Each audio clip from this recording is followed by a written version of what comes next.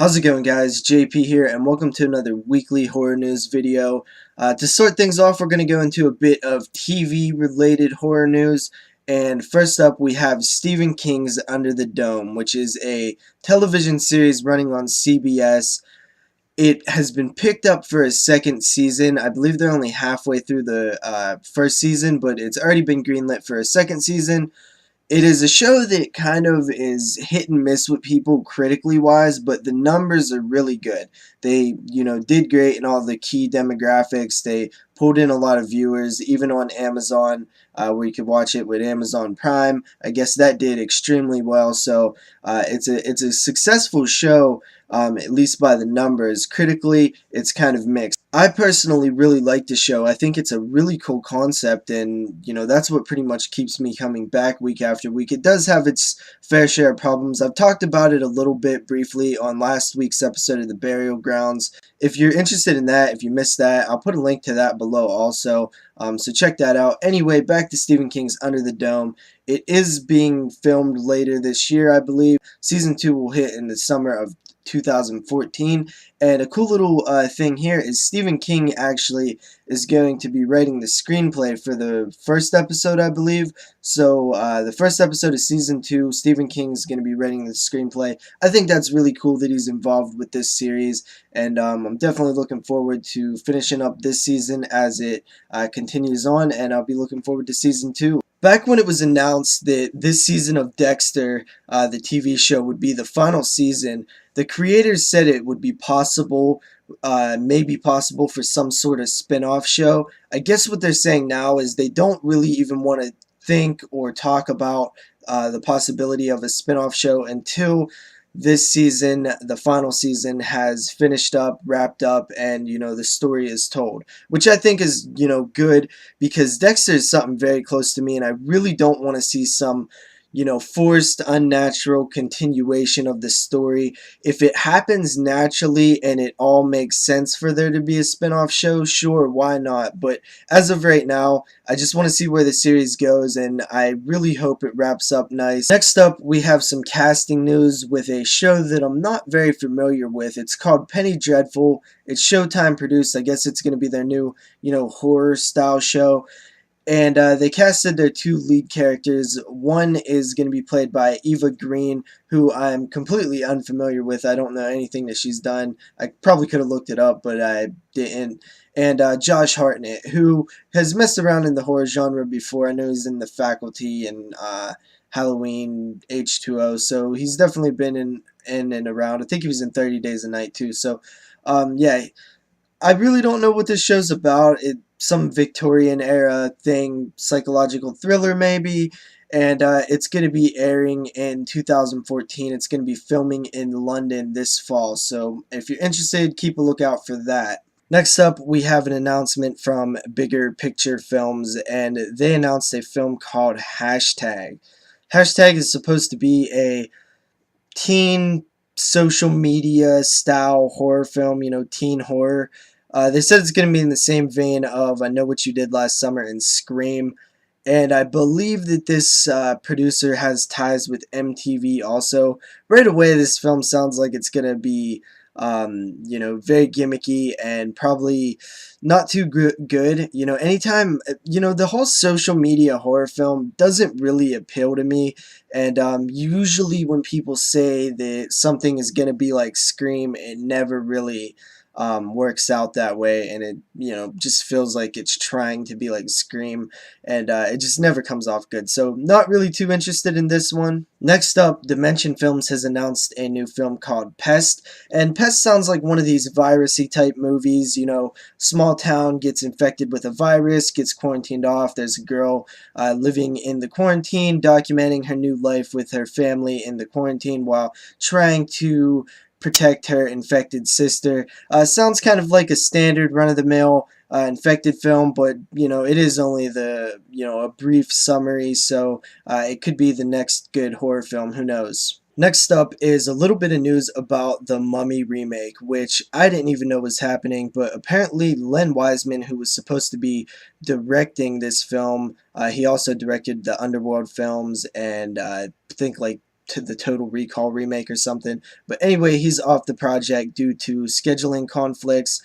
Anyway, it is still being done, I guess. The writer is the same guy who wrote Prometheus, which is probably a good sign. I thought Prometheus was pretty good, but Mummy remake is still on its way, I guess. Filmmaker Scott Derrickson, who has made films like Hellraiser 5, Inferno, Exorcism of Emily Rose, and Sinister, now has the rights to make a film based on the novel The Postmortal, which actually sounds kind of interesting. It's set in the future where there is a cure for old age dying. You can no longer die from, old age. You no longer age at all. But you can still die from, bullets and, disease and all kind of other stuff. And there's like these terrorists who are like pro-death and stuff. It actually sounds kind of interesting. Fede Alvarez, who was the director of the new Evil Dead remake / sequel thing, is attached to a new project called Machina. I'm not really sure what it's about. There's really no details on it, but that's happening. For DVD and Blu-ray announcements, first up we have a film called Zombie Massacre. It's supposed to be released August 6th. You can check out the article below for special features and synopsis and all that stuff. Next up, we have a UK edition of the Texas Chainsaw Massacre 2. 3-disc Blu-ray, ton of special features. Check out the article if you're interested. The UK is getting this one released by Arrow. And I gotta say, I'm a bit jealous. I absolutely love Texas Chainsaw Massacre 2, and it just looks like a stacked edition. So that is really cool. You UK guys should definitely grab that one. Next up, we have the Blu-ray for the 40th anniversary edition of The Exorcist. Looks pretty stacked on special features, might be worth checking out. It is only $19.99 for pre-order on Amazon right now, so it seems like a pretty good deal. I believe it hits October 8th. I probably won't upgrade from my DVD edition quite yet, but if I was going to, this is probably definitely the edition I would go for right now. Next up, After Dark Films has announced a DVD release for the film Red Clover. No word on a Blu-ray release. It comes out October 22nd, and I do know that this film, Red Clover, also goes under the title Leprechaun's Revenge. That's actually what I seen it as on the Sci-Fi Channel probably sometime last year. It's not very good, but I was kind of interested just because it's a Leprechaun movie. It's not related to the Leprechaun series, but it was kind of okay in a weird Sci-Fi Channel kind of way. So Leprechaun's Revenge, aka Red Clover, hitting DVD October 22nd. Next up, you can pre-order VHS 2 on DVD, Blu-ray, VHS combo pack. So yeah, you get the Blu-ray, the DVD, and the VHS. Kind of gimmicky, but I love this gimmick. I love the idea of checking out VHS on VHS. So VHS 2 comes out September 24th. The price is a bit steep right now. It's $35 for the Blu-ray, DVD, and VHS. But, I'm really looking forward to this film. I absolutely love the first one. It was my favorite horror film of 2012, and I'm looking forward to checking this one out for sure. I forgot to mention this last week, so I'll just throw it in really quickly here. Scream Factory's release of the All Night Marathon Volume 1 4-movie combo pack thing has been pushed back to October 8th of 2013. Also, one of the 4 films in the 4-pack has been removed. The film was called Schizoid. It is actually being replaced with a new film called What's the Matter with Helen. So really not a huge deal, they had some rights issues, they had to remove the film, but they replaced it with another one, so I'm still looking forward to these DVD releases. They're pretty cheap, so it's not really a big deal. Also, Scream Factory has revealed the cover art for a film coming out in December from 1982. It's called The Beast Within. For trailers this week, we kind of got a good bit, so I'm going to try to go through them pretty quickly. First up, we have Curse of Chucky, the official Red Band trailer. I normally don't watch, a second trailer after I already seen a first trailer for a film that I'm looking forward to seeing, but I gotta admit I was kind of curious to see what kind of violence they would have in the Red Band trailer. There is some, new footage of Chucky, pre-kill and, doing violent stuff, so it's kind of interesting. Definitely got me a bit more interested to check out the film, though. I'm kind of looking forward to this one more now than I was, so check out that trailer if you want to see some new Curse of Chucky footage. Next up, we have a trailer for a film called Almost Human, which is going to be at the Toronto International Film Festival. And it actually looks kind of cool. It looks like some kind of alien abduction possession thing where this guy's just going nuts, like killing people and stuff. It looked kind of interesting, definitely has a good bit of violence, which I like. A lot of, guy going crazy with chainsaws and guns and stuff. It just looks kind of cool and interesting. Definitely, looks pretty well made for probably a low budget. Next up, we have a trailer for a film called Cannibal.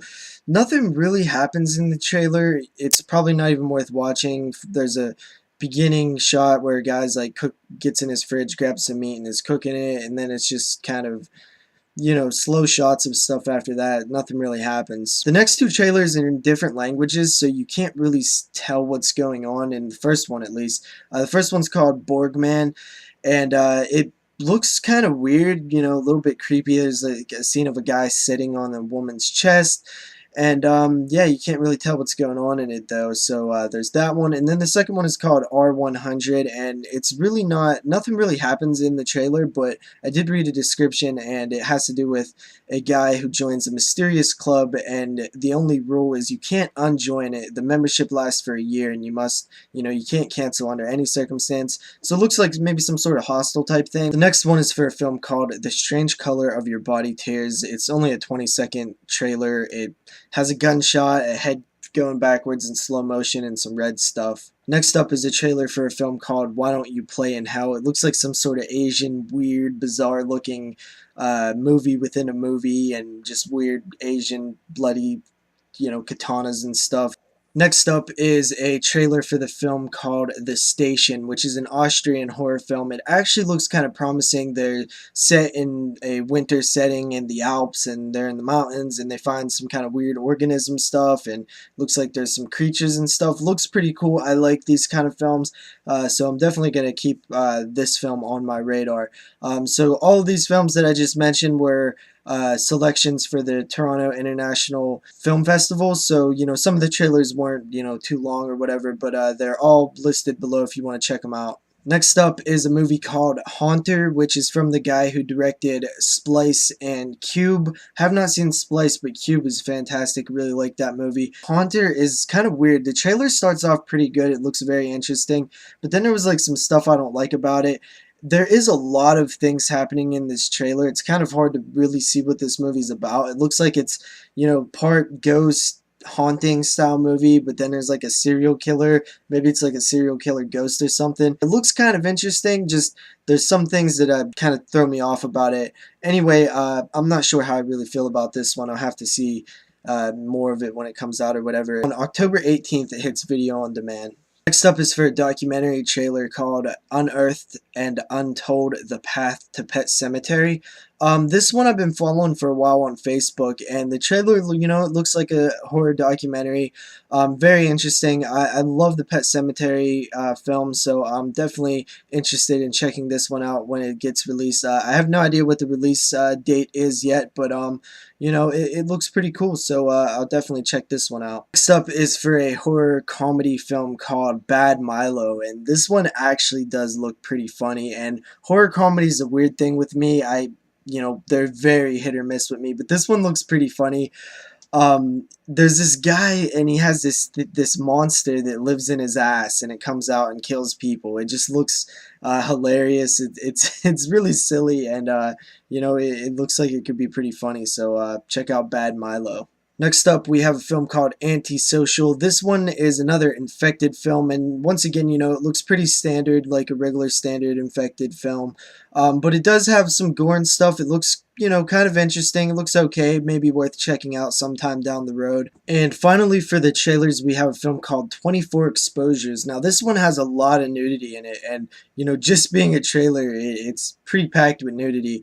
It looks like it's about this like photographer who likes to take pictures of girls, in makeup to where it looks like they're dead on like train tracks and stuff, or washed up on a beach. It looks kind of very interesting. It's kind of like these fetish pictures of dead girls like naked and stuff, and what I'm thinking is gonna happen is they take it a bit too far, and actually a girl is like dead, and you know kind of like a snuff picture, I guess. So yeah, it looks kind of weird.